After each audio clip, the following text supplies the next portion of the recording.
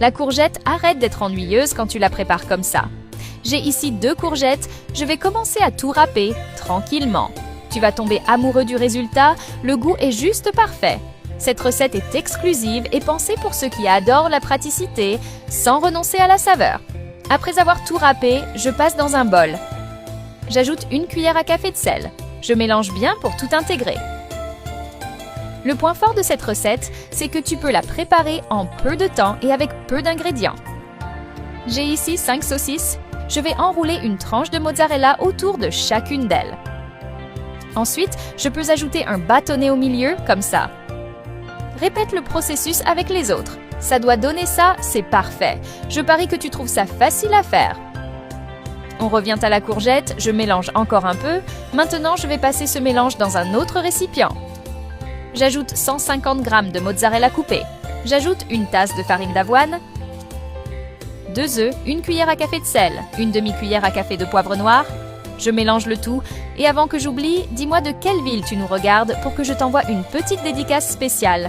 Aujourd'hui, le coucou va pour Julien Martin de Lyon. Je suis tellement content que tu apprécies nos recettes. Je vais ajouter un peu d'huile d'olive directement sur la main et bien frotter. Ensuite, je prends quelques portions de ce mélange pour façonner.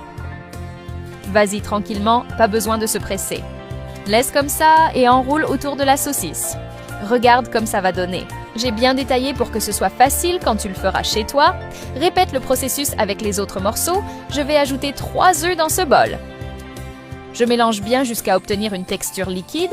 J'ajoute aussi 1 tasse de farine de blé, 1 tasse de lait, 1 cuillère à café de sel, 1 demi-cuillère à café de poivre noir, 1 demi-cuillère à café d'origan. Je mélange encore une fois pour tout intégrer. Le goût de cette recette est tout simplement inoubliable. Tu vas surprendre tout le monde chez toi quand tu la feras, tu peux me croire. Après avoir bien mélangé, je verse dans un verre jusqu'à la moitié. C'est tellement bon que ça va disparaître en un rien de temps chez toi. Comme ça, c'est parfait. Maintenant, je plonge les Würstel farcis dedans. Chaque bouchée est une expérience incroyable. Maintenant, je passe le tout dans une assiette avec de la farine de panko. Ces ingrédients combinés donnent une véritable explosion de saveurs. Tu vas voir comme c'est facile à faire. Même quelqu'un qui n'a pas d'expérience en cuisine peut réussir.